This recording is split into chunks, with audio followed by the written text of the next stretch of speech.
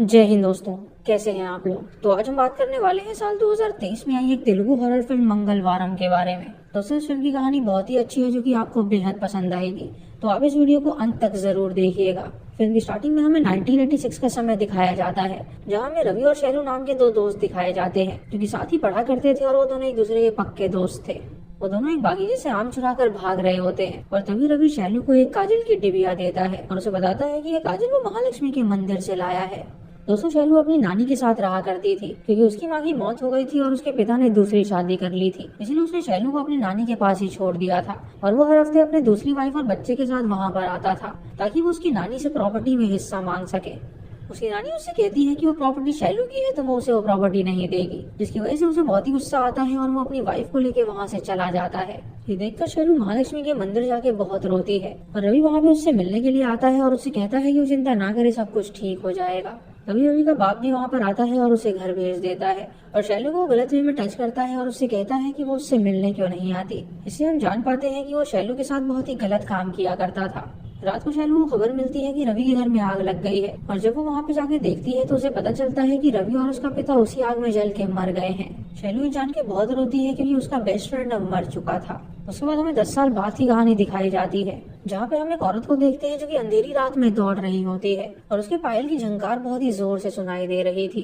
उसके दोनों हाथों और सर पे दिया जला होता है, जिसकी ज्योति बिल्कुल नहीं बुझ रही होती और वो बहुत ही रफ्तार से भाग रही थी। अगली सुबह जब गाँव वाले उठते हैं तो वो दीवार पे कुछ लिखा हुआ पाते हैं और उसी गाँव में काशी नाम का एक बंदा रहता है जो कि पढ़ा लिखा था और उसका दोस्त पुली अपनी आंखों से देख नहीं पाता था। पुलिस उससे पूछता है कि वहाँ पे क्या लिखा है। वो उसे बताता है कि वहाँ पे दो लोगों के नाम लिखे हुए हैं जो कि रिलेशनशिप में हैं, वो भी शादीशुदा होने के बावजूद भी। जिस बंदे की बीवी का नाम वहाँ पे लिखा होता है, जब वो वहाँ पर आता है तो वो बहुत ही ज्यादा गुस्सा हो जाता है और वो तुरंत अपनी वाइफ को जान से मारने के लिए जाता है, लेकिन तभी उसे पता चलता है कि कुएं के पास उसकी वाइफ और उसके प्रेमी ने खुद को मार डाला है। ये देखकर गाँव वाले बहुत ज्यादा परेशान हो जाते हैं और सोचते हैं कि आखिर ये कैसे हो गया। तभी वहाँ पे ऐसा ही माया आती है जो कि इस केस की छानबीन करने जाती है, लेकिन गाँव वाले उसे बताते हैं कि जमींदार उनका मालिक है और अगर वो इजाजत नहीं देगा तो वो इस लाश को पोस्टमार्टम के लिए नहीं ले जा सकती। तभी जमींदार वहाँ पर आता है और वो एसआई को उन लाश को ले जाने से मना कर देता है।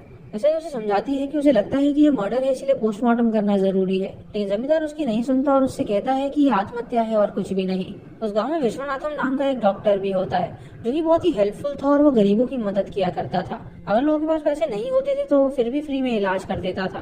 3-4 दिन बाद गाँव में शादी होती है और सभी लोग शादी में आए होते हैं और वहीं पे गुर्जा नाम का एक बंदा होता है जो कि कहता है, उसे लगता है कि शायद शिवा ने ही ये मर्डर किया है। दोस्तों, शिवा वहाँ का फोटोग्राफर होता है जो कि शादी में आया हुआ था और वो अपना नाम सुन के गुर्जा से लड़ने लगता है, जिसकी वजह से पूरे गांव में ही हाथापाई होने लगती है। तभी वहाँ पे जमींदार की बीवी आती है तो सभी लोग ऐसा प्रिटेंड करते हैं कि वहाँ पे कुछ हुआ ही नहीं है और जमींदार की जो बीवी थी वो हमेशा पूजा पाठ में ही लगी रहती थी, इसलिए वहाँ के लोग उसे बहुत ही ज्यादा इज्जत देते थे।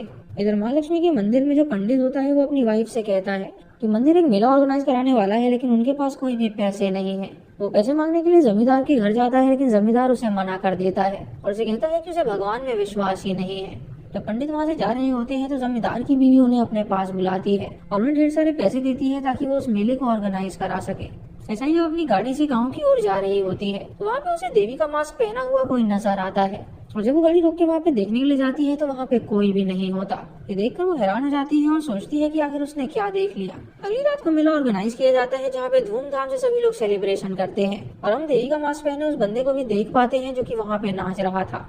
अगले दिन फिर से मंगलवार होता है और सुबह सुबह फिर से कोई दीवार पे लिख के चला जाता है और जब सभी गांव वाले वहाँ पे जाते हैं तो देखते हैं कि वहाँ पे और दो लोगों का नाम लिखा हुआ है जो शादीशुदा होने के बावजूद भी एक दूसरे के साथ संबंध बना रहे हैं। ये देखकर सभी लोग हैरान हो जाते हैं और उनके घर जाते हैं, लेकिन देखते हैं कि उन लोगों ने अपने आप को पेड़ से लटका के मार डाला है। ऐसा ही जब वहाँ पे छानबीन करने के लिए आती है तो लोगों से कहती है कि अब ये बात साफ है कि ये मर्डर है, इतने सारे लोग खुदकुशी तो नहीं कर सकते। वो शिवा को बुलाती है ताकि वो उन लाशों की फोटोज ले सके और शिवा को हम देख पाते हैं जो कि बहुत ही घबराया हुआ था। तभी वहाँ पे जमींदार आता है तो एसआई उसे समझाती है कि उसे अब इस केस की छानबीन करनी होगी, इसीलिए उसे बॉडीज चाहिए होंगी पोस्टमार्टम के लिए। जमींदार उसे अलाउ कर देता है तो बॉडीज को पोस्टमार्टम के लिए ले जाती है। ऐसा ही सोचने लगती है कि आखिर ये मर्डर कर कौन रहा है और जो पहले लोग मरे थे वो उनकी लाशों को भी निकालने के लिए कहती है, लेकिन जब उनकी ग्रेव खोदी जाती है तो वहाँ से लाशें ही गायब थी। इसका मतलब साफ था कि जरूर उन लाशों में उन्हें कोई ना कोई सबूत मिल सकता है, इसीलिए वो कातिल चाहता है कि उन्हें सबूत ही ना मिले। इधर गांव वाले फैसला करते हैं कि आज रात को वो लोग पहरेदारी करेंगे और जो कोई दीवार पर कुछ लिख रहा होगा वो उसे धर तक पहुंचेंगे। रात को सभी लोग पहरेदारी करने लगते हैं और दीवार पे लिखता हुआ एक बंदा उन्हें नजर आता है और जब वो उसे पकड़ते हैं तो बंदा शिवा का छोटा भाई निकलता है। इधर रात को डॉक्टर जब केले के खेत से अपने घर के लिए जा रहा होता है तो उसे वहाँ पर एक लड़की के रोने की आवाज आती है। जो वहाँ पे जाता है देखने के लिए तो उसे शैलू की आत्मा नजर आती है जो एक कुएं में कूद जाती है और डॉक्टर ने देखकर बहुत ही हैरान हो जाता है। उसके बाद हमें कुछ महीने पहले की कहानी दिखाई जाती है जहाँ बताया जाता है कि आखिर शैलू के साथ ऐसा क्या हुआ था जिसकी वजह से वो मर गई थी। दूसरी तरफ शैलू जवान हो चुकी थी और वो कॉलेज पढ़ने जाया करती थी और वो बहुत ही ज्यादा सुंदर थी, इसीलिए मोहल्ले के सारे लड़के उसे देखा करते थे। शैलू कॉलेज में एक प्रोफेसर था जो कि उसे बहुत ही ज्यादा पसंद करता था और शैलू भी उसे मन ही मन पसंद करने लगी थी। इसकी वजह से वो दोनों रिलेशनशिप में आए थे और उन्होंने संबंध बनाया था। शैलू को उसका इतना अच्छा लगने लगा था और उसे लग रहा था कि वो उसे सच्चा प्यार करता है। लेकिन एक दिन शैलू को कॉलेज में पता चला कि उसने किसी और लड़की के साथ शादी कर ली है। इससे उसे बहुत ही बुरा लगा और वो उसके पास बात करने के लिए गई, लेकिन उस प्रोफेसर ने उसे धक्का मार के कहा कि वो उससे कभी प्यार कर ही नहीं सकता। इससे शैलू का नर्वस ब्रेकडाउन हो गया, लेकिन उसे प्लेजर चाहिए था, इसीलिए वो गाँव में जो भी लड़के थे उन सबके साथ ही वो रिश्ते बनाने लगी। वो इतनी ज्यादा बुरी बन गई थी, गांव के मर्द उसके साथ कुछ भी करते थे। एक दिन गांव वाले उसकी हरकत से बहुत ज्यादा परेशान हो गए और उन्होंने जमींदार के पास जाके उन्हें सारी बात बता दी। जमींदार ने फैसला किया कि वो लोग शैलू को गांव से बाहर निकाल देंगे। इसीलिए वो लोग शैलू के घर गए और उसे घर से उठा के उसे बुरी तरह पीटा और जमींदार ने उसे अपने गाँव से बाहर निकाल दिया और लोगों ने उसे बहुत ही ज्यादा पत्थर मारे, जिसकी वजह से शैलू को बहुत ही बुरा लगा और उसने कुएं में कूद के अपनी जान दे दी। दोस्तों फिर कहानी प्रेजेंट में आती है जहाँ हम ऐसा ही माया को देखते हैं जो कि शिवा के भाई का इंटरोगेशन कर रही थी। शिवा का भाई उसे बताता है कि वो गुर्जा की बहन से बहुत ही प्यार करता है और उसे लगा था कि अगर वो उन दोनों का नाम लिख देगा तो गुर्जा उसकी बहन से उसकी शादी करा देगा। इसी को लिखने के लिए गया था लेकिन वो पकड़ा गया, लेकिन उसने सारे मर्डर्स नहीं किए हैं। ऐसा ही जब उसकी राइटिंग मिलाती है तो उसे पता चलता है कि वो कातिल नहीं है, इसीलिए वो उसे वहाँ से जाने देती है। और अगले मंगलवार की रात को फिर से ये लोग पहरेदारी में लग जाते हैं और हम उसी लेडी को देखते हैं जो कि दिए लिए बहुत ही जोर से भाग रही थी। एक आदमी जब उस लेडी के सामने आता है तो वो देवी का रूप देखकर बहुत ज्यादा डर जाता है, इसीलिए तुरंत वहाँ से भाग निकलता है। वो गांव में सबको बताता है कि उसने स्वयं देवी को देखा है, लेकिन कोई भी उसका विश्वास नहीं करता और उससे कहते हैं कि वो सिर्फ उसका वहम होगा। वो जो लेडी वहाँ पे देवी बन के भाग रही होती है वो कोई और नहीं बल्कि पंडित की वाइफ थी और उन लोगों की प्रथा चली आ रही थी कि वो देवी की पूजा ऐसे ही करते थे। यहाँ पे 3 मंगलवार को बिना किसी के नोटिस हुए पायल पहन के भागती थी और ये उनका तरीका था देवी को पूजने का। इधर गांव में डॉक्टर बिना किसी के नोटिस हुए दीवार के सामने आता है और वो वहाँ पे चौक निकाल के दीवार पे लिखने लगता है, लेकिन तभी वहाँ पे एसआई आ जाती है और उसे पकड़ लेती है और उसे कहती है कि उसे शक था कि शायद वही ये सब कर रहा है, कि वो इस गाँव का सबसे शरीफ इंसान है और उस पर शक जाएगा ही नहीं। एसआई उससे ये भी कहती है कि उसे सबको बताया था कि उसने शैलू की आत्मा देखी है, लेकिन दरअसल वो झूठ था और कुछ भी नहीं। डॉक्टर ने सुन के समझ जाता है कि अब उसका भांडा फूट चुका है, इसलिए अपने बैग से सुई निकालता है और उसे इंजेक्ट कर देता है, जिससे एसआई बेहोश हो जाती है। जब एसआई की आंखें खुलती है तो वो अपने आप को बंधा हुआ पाती है और वो डॉक्टर से कहती है कि वो उसे सलाखों के पीछे डाल कर ही रहेगी। डॉक्टर उसे बताता है कि पहले वो पूरी बात जान ले कि आखिर वो ये सब क्यों कर रहा था। उसे बताता है कि कुछ महीने पहले जंगल में उसे शैलू बहुत ही बेकार अवस्था में मिली थी और वो उसे हॉस्पिटल लेकर आया था और उसका ट्रीटमेंट किया था। शैलू बहुत ज्यादा डरी हुई थी, इसीलिए वो उसे लेडी डॉक्टर के पास ले गया और लेडी डॉक्टर ने जब उसका चेकअप किया तो उसे पता चला कि वो एक निम्फोमेनियाक है। निम्फोमेनिया एक बीमारी होती है जो कि इंसानों में प्लेजर जगाती है और एक पल भी इंसान प्लेजर के बिना नहीं रह सकता। यही कारण था कि गांव में उसे जो कोई भी नजर आता था वो उसके साथ संबंध बनाती थी। उस बीमारी से छुटकारा पाने के लिए खुद को मारती पीटती भी थी। टीबी एक ऐसी बीमारी है जो कि बहुत ही मुश्किल से ठीक होती है, तो यहाँ पे इंसान को कंट्रोल करना पड़ता है। डॉक्टर उसे ये भी बताता है कि उसने उसे अपनी बेटी की तरह रखा था और शैलू भी उसे अपना पिता मानने लगी थी और उसका ख्याल रखती थी। इधर शिवा जब जंगल में उस लिखने वाले को ढूंढ रहा होता है तो उसके सामने वो मास्क मैन आ जाता है जो कि उससे लड़ने लगता है। शिवा उसे स्टैब कर देता है जिससे उसके पेट से खून निकलने लगता है, लेकिन तभी वो एक त्रिशूल उठाता है और उसके शरीर के आर पार कर देता है, जिससे शिवा की वहीं पर मौत हो जाती है। इधर डॉक्टर एसआई को बताता है कि शैलू बहुत ही ज्यादा परेशान हो गई थी और वो पूरी तरह अकेली थी और उसे एक साथी की जरूरत थी। और एक दिन उसके पास उसके बचपन का दोस्त रवि आया जो कि जिंदा था और उसे जिंदा देखकर वो बहुत ज्यादा खुश हो गई थी। रवि ने उसे बताया कि एक दिन उसने उसके पिता की करतूत देख ली थी कि वो उसे बहुत ही गंदी तरह टच किया करता था, इसीलिए उसने अपने पिता को मार डाला और अपने घर में आग लगा दी थी ताकि लोगों को लगे कि वो भी उसमें जल के मर गया है। लेकिन तब से ही वो साई की तरह उसके पीछे ही रहा था और वो देवी के मंदिर में ही रहता था और जो कोई भी कुछ देवी को चढ़ाता था वो उसी भोजन को खाता था।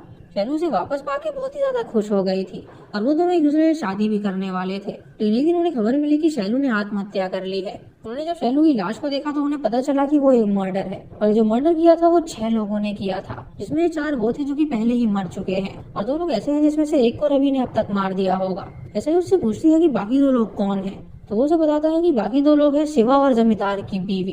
वो दोनों रिलेशनशिप में हैं और जमींदार को इस बारे में कुछ पता ही नहीं है। पहले उससे कहती है कि उसकी बीवी बहुत ही अच्छी औरत है, लेकिन वो उससे कहता है कि उसने जमींदार से शादी सिर्फ उसके पैसों के लिए करी है और वो गाँव वालों के सामने नौटंकी करती है शरीफ बनने का। डॉक्टर उसे यही बताता है कि शैलू ने अपनी आंखों से जमींदार की बीवी और उस फोटोग्राफर शिवा को एक साथ देखा था और ये बात किसी को पता ना चले, इसीलिए उन 6 लोगों ने मिलकर शैलू को जान से मार डाला। हम वहीं पे बाहर जमींदार को देख पाते हैं जो कि ये सारी बातें सुन रहा था और वो अपने घर जाकर अपनी बीवी को जला के मार डालता है। रवि जब शैलू का बदला पूरा कर लेता है तो वो कुएं में कूद के अपनी जान दे देता है। अगले सुबह जमींदार की वाइफ के मौत की खबर जब सब लोग सुनते हैं तो वहाँ पर आते हैं और एसआई जमींदार से पूछती है कि वो कैसे मरी। जमींदार उसे बताता है कि वो देवी की बहुत बड़ी भक्त थी, इसीलिए उसने खुद को जान से मार डाला ताकि वो देवी के पास जा सके। एसआई भी समझ जाती है कि उसने ही उसे मारा है, लेकिन शैलू के प्रति उसे बहुत ही ज्यादा दया आ चुकी थी, इसीलिए डॉक्टर सबको छोड़ देती है और उस गाँव से चली जाती है। रात को जमींदार डॉक्टर को बताता है कि जब वो सारी बातें एसआई को बता रहा था तो वो वहीं पर था और उसने जब ये सुना तो उसने अपनी बीवी को मार डाला। उससे पूछता है कि जब शैलू मर चुकी थी तो उन्हें कैसे पता चला कि उन्हीं 6 लोगों ने शैलू को मारा है। फिर डॉक्टर उन्हें बताता है कि उन्हें पुली ने ये सब बताया। जी हाँ दोस्तों, पुली गांव वालों के सामने देख नहीं सकता था, लेकिन सच्चाई ये थी कि वो नाटक करता था ताकि उसे कुछ पैसे मिल सके खाने के लिए। वो बिल्कुल नॉर्मल था और वो देख सकता था। उसी जंगल में था जब वो 6 लोग मिलकर उसे मार रहे थे और उसने सब कुछ अपनी आंखों से देखा था और डॉक्टर के आने के बाद उसे सब कुछ उसे बता दिया था। इसलिए डॉक्टर और रवि ने मिलकर ये प्लान किया और सबको मार डाला। तो दोस्तों ये थी इस फिल्म की कहानी। आपको ये कहानी कैसी लगी आप हमें कमेंट सेक्शन में जरूर बताइएगा। दोस्तों ये फिल्म सच में बहुत ही अच्छी तरह से बनाई गई है और अजय भूपति सर का डायरेक्शन बहुत ही बढ़िया है। सभी एक्टर्स ने बहुत ही अच्छा काम किया है और आप इसे एक बार जरूर देखिएगा। दोस्तों अगर आप चैनल पे नए हैं तो सब्सक्राइब करें और बेल आइकन दबाएं नोटिफिकेशंस के लिए। और दोस्तों वीडियो को लाइक और शेयर करना बिल्कुल मत भूलिएगा। तो मैं मिलता हूँ आपको अगली वीडियो में। अब तुम लोग गलती से अगर नए हो तो सब्सक्राइब करो, वो जो लाल वाला बटन है उस पर अपने जीजा जी फेंक के मारो या फूफा जी, मुझे नहीं पता, बस क्लिक हो जाना चाहिए। अब मैं भी जा रहा हूं, मुझे मुठिया बेलने जाना है। बाय।